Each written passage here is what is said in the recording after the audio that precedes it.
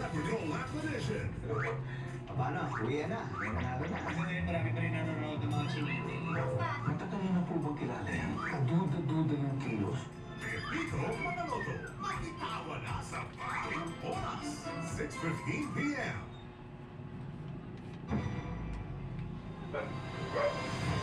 Walang takas sa magkahiwalay na operasyon ng ilang banyaga sa Parañaque. Ang ilan sangkot sa online credit scam.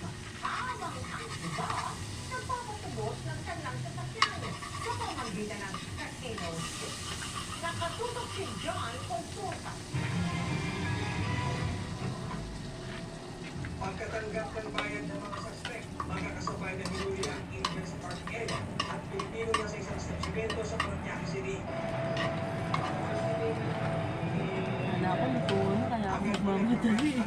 Ang amin ng Indian habang huwiling ang tatlong manong kasapat. Sarap ba, baby? Susunod ng complainant sa NBI, isinanda niya sa isang kumpanya ang kanyang sasakyan sa halagang 70,000 pesos. Pero nirentahan ko ito sa Pilipinong suspect at saka isinanda naman sa mga Indian. Ang mga ito, humihingi naman daw ng 450,000 pesos para matubos ng original owner ang sasakyan. Ang makita natin parang 5-6 eh, pero hindi 5-6 kasi 5-11 dahil ilang times yung sobra-sobra yung di ba? So, last part, pakakay pa rin, isang dami naman renta. So, pinasilan namin ito na kakagigil. Ang pakalala po nila ay mga medical students sila sa isang university sa Northern Luzon. Pero nakakapagtaka dito, kung sila ay mga estudyante ng medisina, eh bakit nandun sila sa casino na nagbibigay ng mga kapakailan? Para hindi na chak-chaking ang kotse ng complainant ng mga Indianong suspect, nag-demand sila hindi ng pera kundi casino chips bilang pagtubos sa hawak nilang sasakyan. O baka nag-iisip sila na nagpamahal kami ng pera. So gusto nila, use the facility of the casino, gusto nila i-convert sa chips. Ito ay parang pagkulak o tinatawag natin pag-louder, no?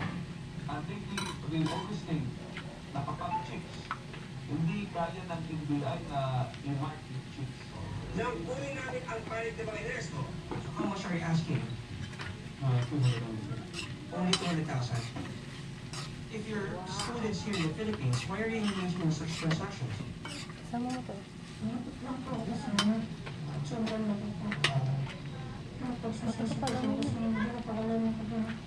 Sa hiwalay na operasyon ng NBI Organized International Crime Division at BI Vigilance Search Unit sa Parañaque pa rin, arestado ang siyam na Koreano na umano'y sangkot sa online credit scam.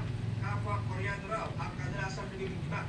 Kumpiskado ang mga computer, gadget at stick na ginagamit nila sa online panluloko. Pag nag-apply na ng loan,